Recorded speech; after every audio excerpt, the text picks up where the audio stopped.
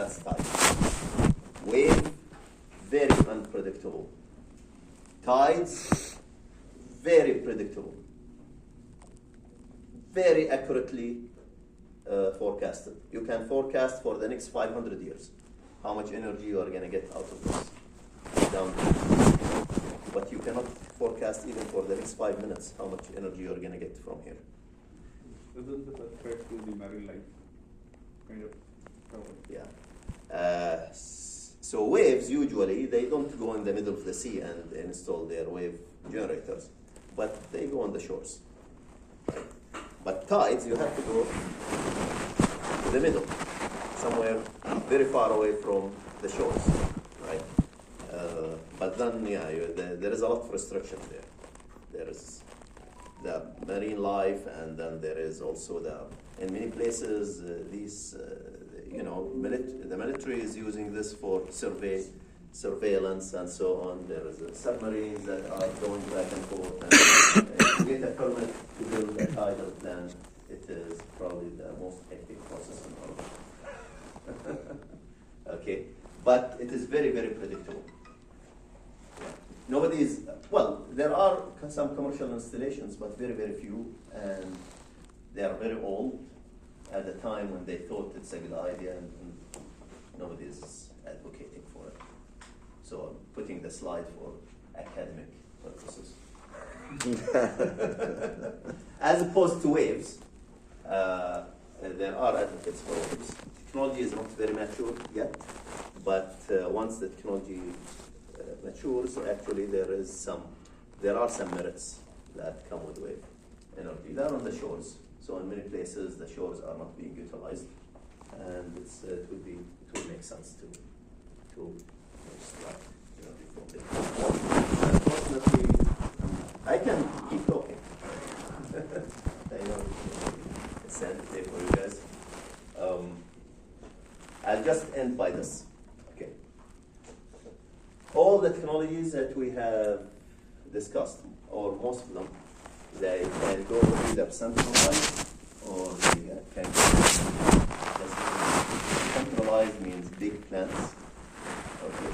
Distributed means in people's rooftops, in people's farms, they can install some of these. Every approach has advantages and has disadvantages. For example, in the kingdom here, we seem to be going this approach. All the new installations are big installations, 300 megawatt, 400 megawatt. Right? In some other countries, they go there, like Germany, Denmark. They do a lot of distributed people's rooftops. They give incentives for people to buy solar panels. Sometimes they give them for free or at a very discount rate, right?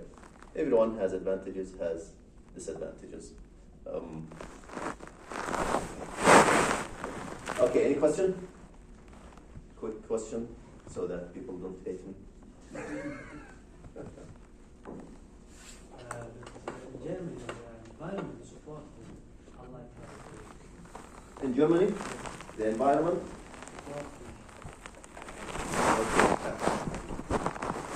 So in Germany, one of the most prominent renewable technology is solar heat. Yeah. And many parts of Germany is actually very cloudy. So solar might not be the best option, but they went for it. They went centralized and they went distributed, but they went distributed like hell. Like they promoted distributed. They do something called feed-in tariff. Feed-in tariff. What is feed-in tariff? So if you are in Saudi Arabia and you build solar panels in your house, okay, if you consume all the electricity that you are producing, your electricity bill is zero, right? If you consume more than what you produce, you need to buy energy from the grid, you pay for that. If you consume less than you produce, so you produce more, you sell that electricity to the grid. Do you know that you can do that? You can sell electricity to the grid. When you buy at what rate? what is the tariff, the electricity tariff here? 18 halals per kilowatt hour when you buy.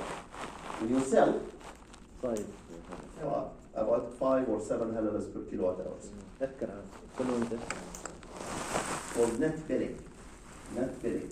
In some other places, you buy at 18 halalas, you sell at 18 halalas. In Germany, you buy at, let's say, 18 halalas, whatever that number is in Germany, right? You buy at 18 halalas, you sell at 25 halalas. Oh, Yeah. And you don't sell only the extra energy that you did not use. No, you sell the whole thing. Everything that you produced, you sell it at 25 and you buy it at 18. Isn't that great? It's called feed-in tariff.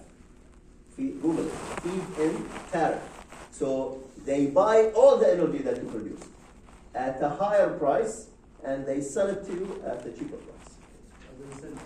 As an incentive. So everybody was installing solar panels in the rooftop because it's so lucrative. So lucrative. So cost effective. Right? But I'm telling you, it's not the best idea. Well, as a house owner, I would love that to happen to me, right?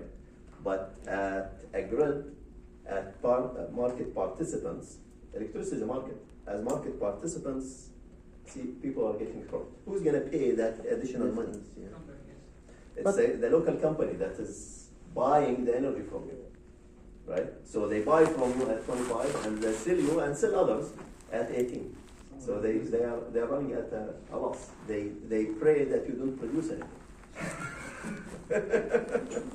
Right? And companies are going bankrupt.